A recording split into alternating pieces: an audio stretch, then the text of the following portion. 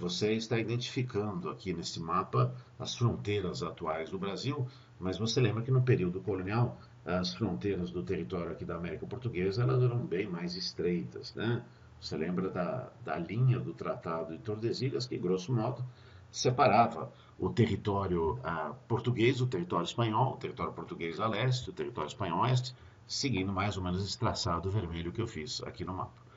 Quando se iniciou a colonização, você lembra da colonização de Pernambuco e adjacências, que acabou dando certo, que acabou dando origem a uma cada vez mais próspera economia açucareira.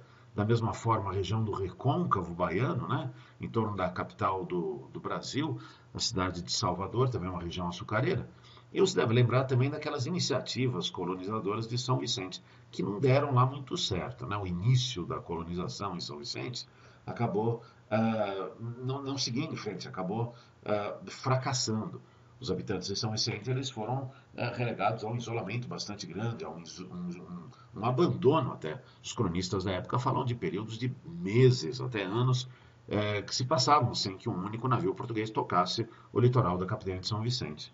Alguns dos habitantes de São Vicente eles subiram a serra que corre próxima ao litoral, e fundaram essa pequena vila de São Paulo, que também vivia no isolamento, no abandono, em contato com a população indígena. E essa situação fez com que os habitantes da província ou melhor, da capitania de São Vicente, eles passassem a ter uma característica muito forte, o desenraizamento. Do que se trata esse desenraizamento? Nada os prendia à terra. Uma terra tão pobre, qualquer estímulo mais forte os faria sair dessa terra, procurar um melhor meio de vida. Eles estavam prontos, efetivamente, para se deslocarem, para buscarem a riqueza. E já desde cedo eles faziam isso, né? Em contato com a população indígena, muitas vezes montavam expedições para aprisionar esses indígenas e escravizá-los. Esse é o primeiro movimento no sentido daquilo que ficou conhecido como as bandeiras, o movimento bandeirante. Ou seja, as bandeiras são essas expedições que partem, sobretudo, da capitania de São Vicente, muitas vezes da própria vila de São Paulo, e vão em direção ao interior, em busca do apresamento de indígenas. Essa situação das bandeiras de apresamento de indígena, ela vai ser tremendamente favorecida a partir do período da União Ibérica. Você lembra que entre 1580 e 1640, Portugal e Espanha são uma única coisa. Durante 60 anos nós temos um único reino de Portugal e da Espanha. O rei da Espanha passa a ser também o rei de Portugal. Consequências dessa situação, a linha de Tordesilhas desaparece. Uma vez que Portugal e Espanha são a mesma coisa, não existe sentido de se estabelecer uma fronteira entre elas. Isso seria um estímulo a bandeiras de apresamento cada vez mais em direção ao oeste. E além disso, essa União Ibérica, ela trouxe no início do século XVII o domínio holandês sobre Pernambuco e sobre as áreas vizinhas. Lembrando que os holandeses não apenas tomaram essa, que era a principal região açucareira do Brasil, mas também tomaram o litoral africano, passando a realizar o tráfico negreiro. Outras áreas açucareiras, notadamente o recôncavo baiano, demandando mão de obra, vão contar com os bandeirantes para supri-los, para suprir os engenhos com a mão de obra necessária, a mão de obra indígena. É nesse momento que as bandeiras vão ganhar uma dimensão cada vez maior, é nesse momento que as expedições elas vão começar a se aproveitar do curso dos rios, notadamente o Rio Paraná, e chegar aqui nessa região das Missões, região aqui no Baixo Rio Paraná, onde existiam grandes aldeamentos de indígenas comandados pelos jesuítas, pois os bandeirantes irão saquear esses aldeamentos, capturar os indígenas em grande número, irão levá-los rio acima em direção à capitania de São Vicente, e de lá eles serão negociados, esses escravos indígenas, com as áreas produtoras, as áreas açucareiras do recôncavo baiano. Tá certo? Então, quer dizer, essa violência toda dos bandeirantes contra os indígenas, ela nos faz pensar por um instante na questão da escravidão indígena, que acabou sendo oficialmente proibida pela autoridade portuguesa. Mesmo porque os jesuítas eram os grandes defensores dessa proibição da escravidão, interessados que estavam em preservar o indígena para a catequese, como realizaram efetivamente aqui na região das Missões. Sim, é verdade, muitas vezes esses indígenas trabalhavam para os jesuítas, né? Mas o fato é que se criou um campo de tensão entre colonos e jesuítas no caso das bandeiras. Os bandeirantes usavam da violência pura e simples para massacrar esses aldeamentos, para capturar os indígenas. Usava-se como argumento a ideia da guerra justa prevista na legislação portuguesa.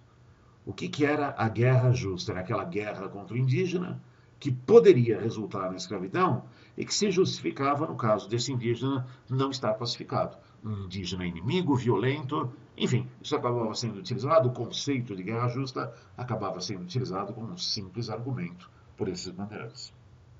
Em expedições cada vez mais distantes em direção ao interior, no final do século XVII, mais precisamente na região que logo será chamada de Minas Gerais, os bandeirantes irão descobrir um metal precioso. Saindo de São Paulo, eles descobrem o ouro, pedras preciosas também em grande quantidade, e isso acaba dando origem a um novo conjunto de bandeiras, chamadas bandeiras de prospecção, ou seja, aquelas bandeiras realizadas em busca do metal precioso. É quando as bandeiras elas vão crescer em tamanho, é quando as bandeiras elas vão crescer em ambições, quando elas vão começar a percorrer territórios cada vez maiores, é quando elas vão começar a penetrar cada vez mais profundamente no território do continente americano. Por exemplo, saindo de São Paulo, você vai ter a exploração de toda aquela região que chamamos atualmente do Centro-Oeste, inclusive resultando na criação das capitanias de Mato Grosso, na capitania de Goiás.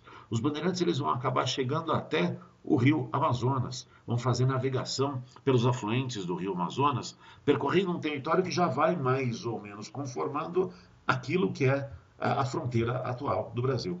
Chama também a atenção a utilização em larga escala dos rios. Eu estou sempre falando a respeito disso, né? Os rios Paraguai, o rio Amazonas. Vamos lembrar a palavra monções, que é um tipo de bandeira. É aquela bandeira que é realizada com a utilização de jangadas através dos rios como meio de comunicação e transporte, como meio de deslocamento em direção ao interior. E finalmente eu posso falar para vocês a respeito da existência das bandeiras de contrato, no qual o bandeirante ele é pura e simplesmente contratado para prestar um serviço. Por exemplo, capturar escravos fugidos, capturar escravos negros fugidos. O famoso Quilombo dos Palmares, no interior do Nordeste, o mais importante aldeamento de escravos fugitivos, ele foi massacrado por uma bandeira, pela bandeira de Domingos Jorge Velho, devidamente contratado para fazer.